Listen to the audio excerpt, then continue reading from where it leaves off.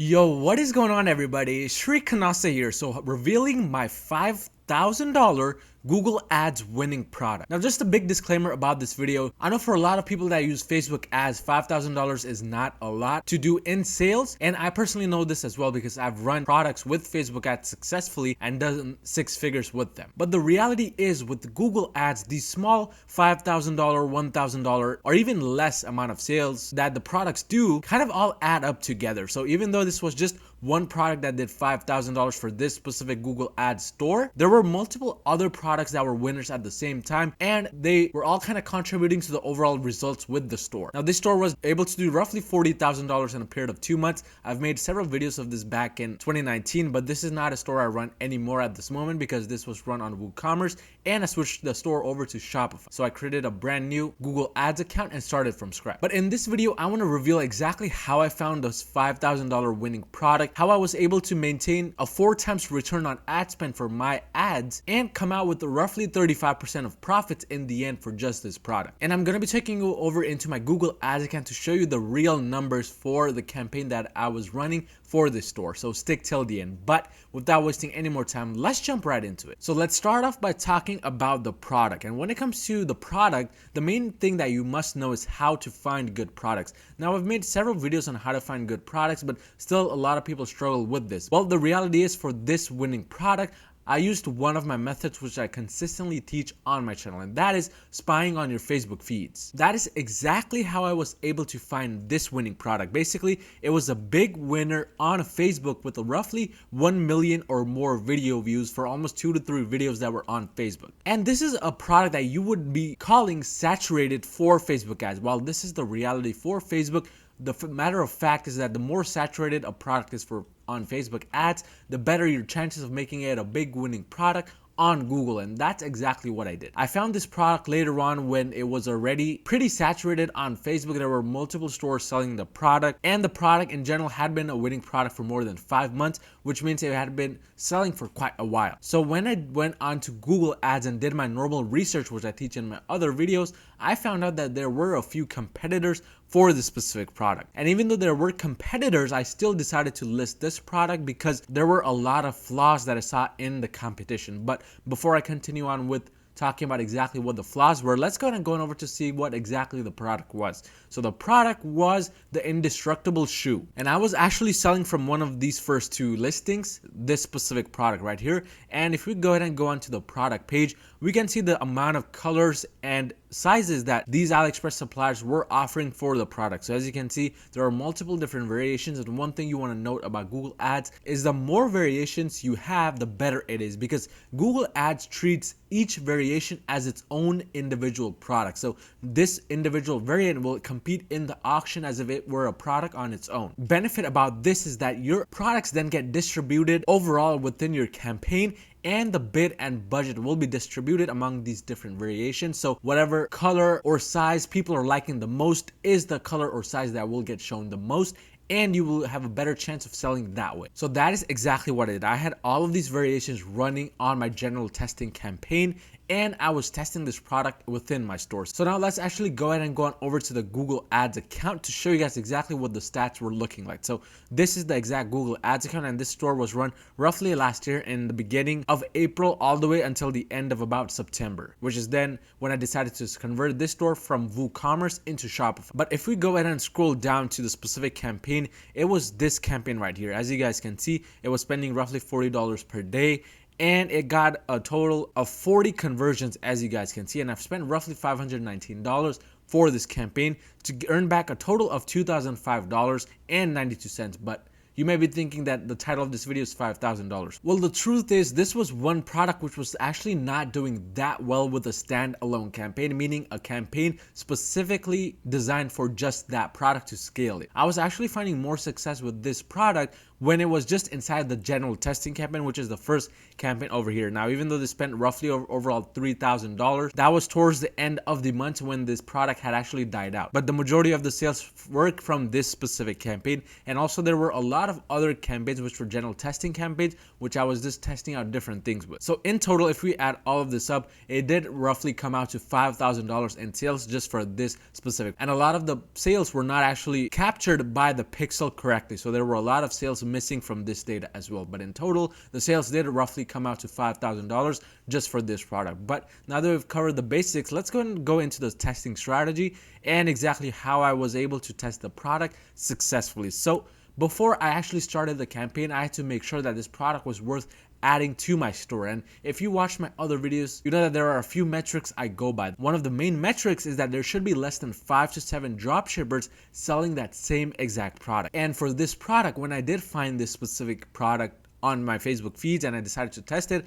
I noticed that there were less than 5 dropshippers selling for the specific variants that I was planning on selling. And if we go ahead and go onto the main keyword for this product, which is the indestructible safety shoes, we can see that right now there are a lot more competitors than there were before. But back then there were only a few competitors, which equal to about 5 in total. And everybody else, even though there were a lot of shoes for this specific keyword, everybody else were selling some kind of different variant. So right when I saw that, I knew that I had a good chance of selling this specific product, mainly because number one, there was not a lot of competition, but number two, there was no kind of differentiation in the images that these competitors were using. Even right now, as you can see, a lot of these images are just in white plain background. A lot of people assume that you need to use white plain background to abide with Google shopping policy, but that is absolutely not true. In fact, I recommend that you have images which are not white backgrounds. And as you can see, because of the white background, all of these specific product listings are just blending in with each other. They're competing with each other for very minimal sales, if any at all. But I can assure you that out of all of these listings, this listing is probably getting a lot of clicks, if not a lot of sales. Why? Because of the image that they have used. This image not only stands out of the crowd, but it shows a specific woman whom people may be more likely to click on just because the woman is kind of smiling and kind of looks happy. These kinds of images really compel people to click on them to look further into exactly what the product is. Now, this is not the best image simply because it is just showing a picture of a woman, not the actual shoes. And it doesn't even look like they're selling shoes, but they're rather selling something else. So this is an example of bad SEO optimization. But nonetheless, that is a good example of a product listing with a different kind of image. And if we look over here, this is also a good example of a good image to use if you want to stand out of the crowd and still sell even with a lot of competition like there is at this moment. So this is exactly what I saw back when I found this product. I noticed a lot of these specific products listings were just plain white background, no kind of differentiation. So what I did is I decided to list the product, and I used an image similar to this one where it showed the product in action, and that is what basically got things rolling. People started clicking on it a lot right on day number 3 when I added that product to the general testing campaign. But in addition to just the images,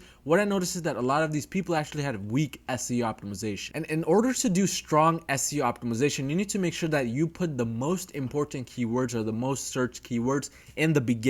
Right now, if we look at the first or second listing, we can see that they put the main keywords indestructible shoes and indestructible shoes military work boots in the front, which are currently the main keywords. And that's exactly what you should be doing. But back then when I found this product, a lot of people weren't doing this. They were giving these products unique names, but just giving a product a unique brand name is not enough because people aren't really searching for the brand name. They're searching for these SEO optimized keywords. So let's go ahead and go onto the Google Keyword Planner tool now to go over some of the SEO keywords I saw when I first searched up the product. So first I searched up indestructible shoes, but later I realized that another name that people are using to search up a similar product is safety steel toe shoes. And when I saw the specific chart, I saw that it was very, very consistent throughout the months, and I had found this product right around April, which is when the search volume per month was around 668,000. So that is a really amazing search volume considering the fact that I always recommend you find a product with a minimum search volume of 20,000. This was way above what you wanted. But once I saw this chart, then I scrolled down and looked at the other specific keywords, and I also noticed that there were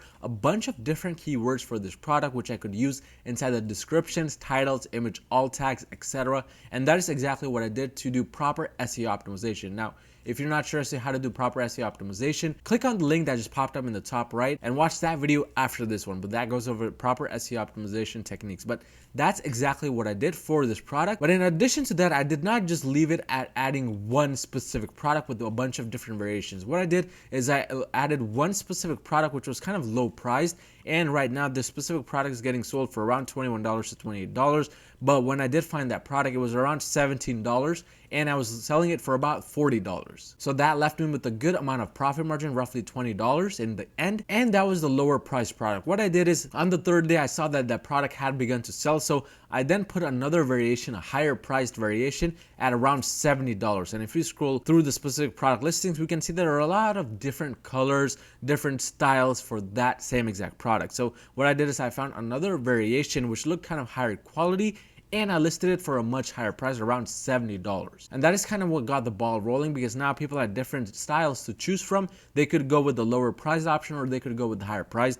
And that is actually something I do more and more often and recommend. If you find a good product that starts to sell well, or at least starts to get a good amount of clicks, always make sure to add more variations of that product, because if a person doesn't like one variation, they may well just buy some other variation because they still want that product. So that's always a good thing to do. But after I had basically listed those specific products, then I had to design a good product page, because without a proper product page, this product would not have sold. So what I did is I used the image of a shoe in use. As I had mentioned, there was no white background with this specific image. It was somebody using the shoe, and it was very similar to this specific image right here, where the person was actually on a layer of nails and just standing on there. And I had one image where a car's tires were actually going over the shoe. So these were very compelling images, which actually made the person want to click on the specific product. But in addition to the product image, what I had done is I had put a 300-word description, which is what I always recommend.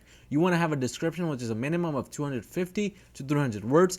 And what I did is I showed a video inside the description towards the very top with the product in use. So if somebody were to click on the product, they wouldn't even need to read through the description. They could just watch the video and make their buying choice right then and there. So it's really important to have equal amount of words and images or videos inside your description, because if you just have too much text in your description, it's going to scare away your potential customers. They may not be too willing to go ahead with the purchase. And if you have just videos and no kind of text, they may not have enough information to make an educated decision of whether they want to buy from you or not. So you want to have an equal amount of specific words and videos or images. So what I do is for 300-word description, I have 2 to 3 different images, and one of those images should be a video or a GIF. It's not always a requirement, but that definitely helps a lot. But in addition to that, I had 20 to 30 SEO optimized keywords inside my description. And that wasn't too hard, because as you guys can see, there were a lot of different keywords for this specific product. I mean, the list goes on and on. So once I had done that, however, then it was just pricing the product competitively.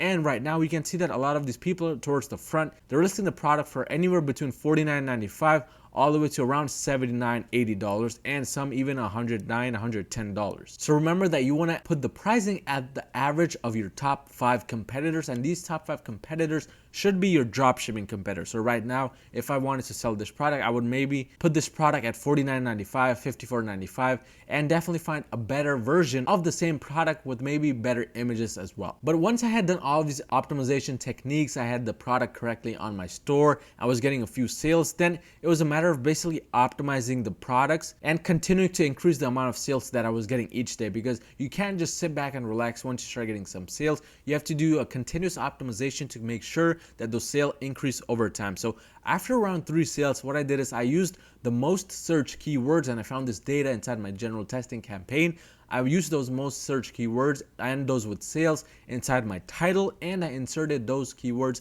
into my descriptions 2 to 3 times. Remember not to do more than 3 times, because then Google considers that black hat SEO optimization, and that could actually penalize you. But in addition to inserting those keywords inside my description and title, what I did is I went inside my Google Shopping feed app, and this is something you should do as well once you find out a good product.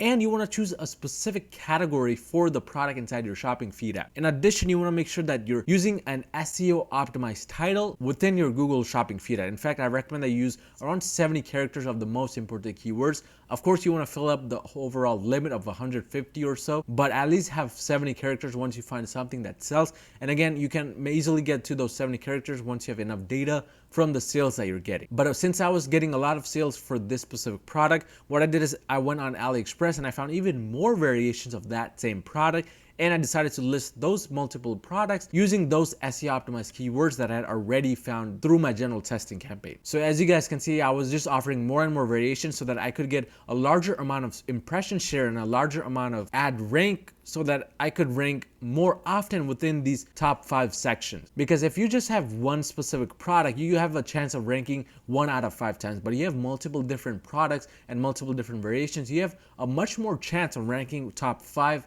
and having multiple products sell at the same time. So don't think that you are competing with yourself. That is not the case unless you have hundreds of different products using the same keywords. But that's exactly what I started doing. But once I had gotten to that point, then it was just a matter of just scaling the specific variations which were doing well. So to scale, again, as I had mentioned, the standalone campaigns weren't doing the best for this product. And that's just the case for a lot of products. You will see that not every product can be scaled using standalone campaigns. In this case, what I did is I had a mix of general testing campaigns and standalone campaigns running for this specific product. So inside my general testing campaign, I had some of the variations which were selling really well, and then I used some standalone campaigns for variations which I wanted to increase sales with even further. For the standalone campaign specifically, I had started the campaign at $25 a day. And what I did for the bid is whatever average CPC I was getting inside of my general testing campaign, I just added 10 cents and I ran it inside this standalone campaign. So inside my general testing campaign, I was noticing that the average CPC was around 30 cents for this specific product for a majority of the variation. So what I did is I set the average CPC for 40 cents inside the standalone campaign, and that is when I started getting good results. In addition, I was using maximized clicks as my bidding strategy because manual CPC for some reason just never worked for me really that well. But that was the general strategy for scaling, and then it was a matter of just continuous optimization, continuously adding more and more keywords that were doing really well inside my descriptions and changing up the titles as well. But that is exactly how I was able to roughly do $5,000 in totals in a matter of 1 month for this specific product with Google ads only. And again, remember, you want to have multiple winning products with Google shopping ads. It's not like with Facebook where all you need is one winning product to do 6 figures and beyond. Google ads, you can definitely achieve those numbers. And in fact, I had one main winning product which I was doing